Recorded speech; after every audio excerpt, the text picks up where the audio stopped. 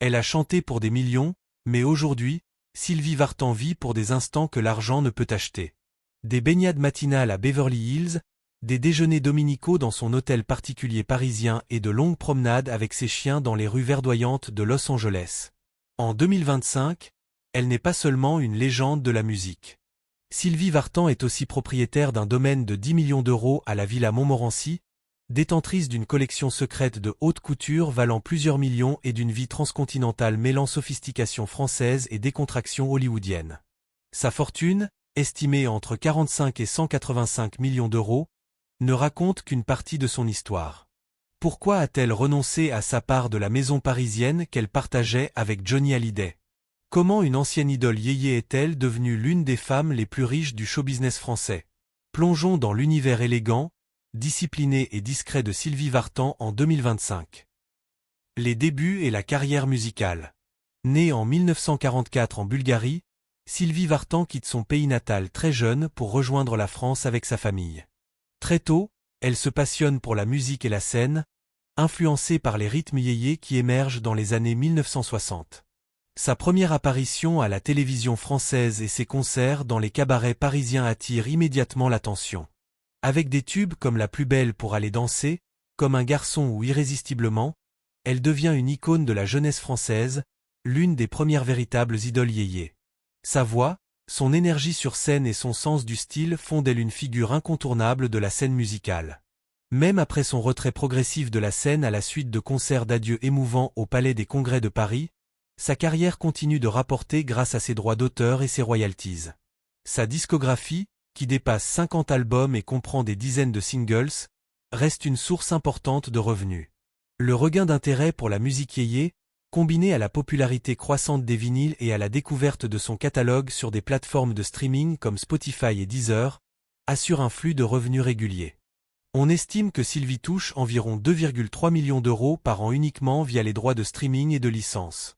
En y ajoutant les redevances radio, les droits de synchronisation à l'international et les ventes continues de coffrets collector et éditions remasterisées, ses revenus annuels peuvent atteindre jusqu'à 28 millions d'euros lors d'années particulières, comme en 2021 pour ses 60 ans de carrière ou en 2024.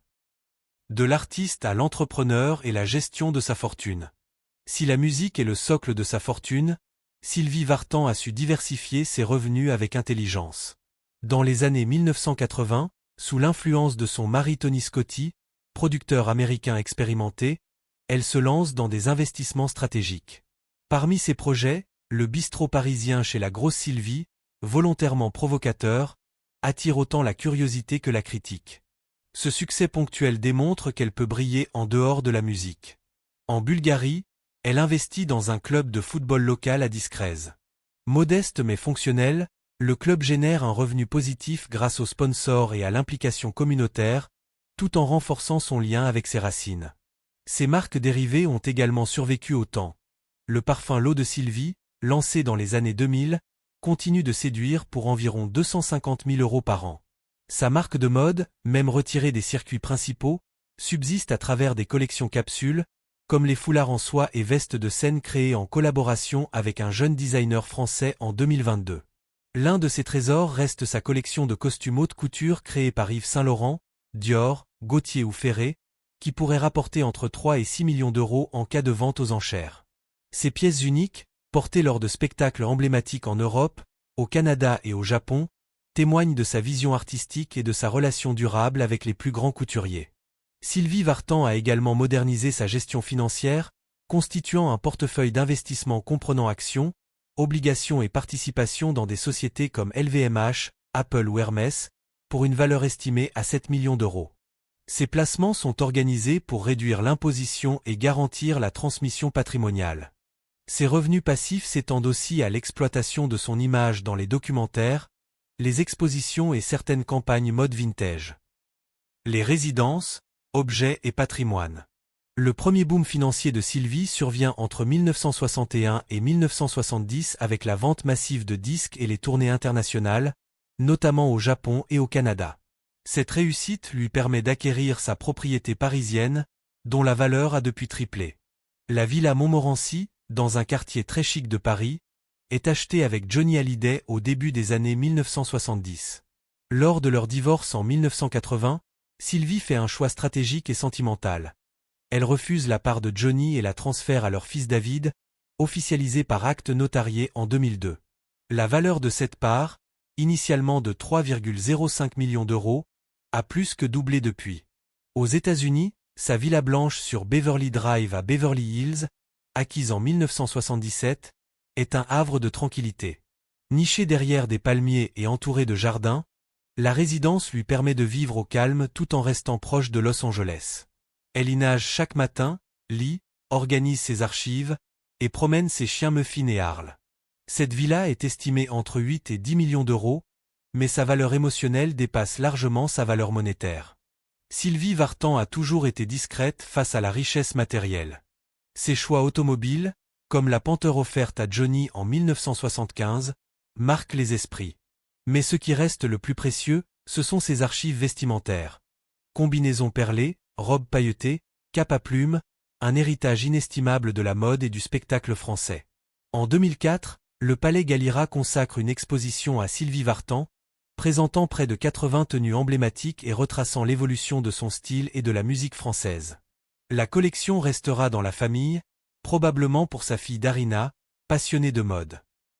Vie privée, discipline et héritage. Son mariage avec Johnny Hallyday en 1965 la propulse au centre d'un univers où musique, célébrité et mythe se mélangent. Leur relation, passionnée et médiatisée, dure près de 20 ans, élevant leur fils David dans un environnement de célébrité constante. Après le divorce, elle rencontre Tony Scotti aux États-Unis, se marie en 1984 et adopte Darina, renouant avec ses racines bulgares et offrant un foyer sûr à l'enfant. Sa vie devient un équilibre subtil entre Paris et Beverly Hills, combinant élégance française et douceur californienne.